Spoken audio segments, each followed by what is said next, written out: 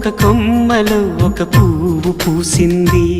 మహారాణిల మహాలక్ష్మిల ఆ పువ్వు నవ్వింది. అలాగే నవ్వుతూ ఉండాలని నింగి నేల వాగు వంక చెట్టు చేమ గువ్వ గూడు ఆశీర్వదించాయి.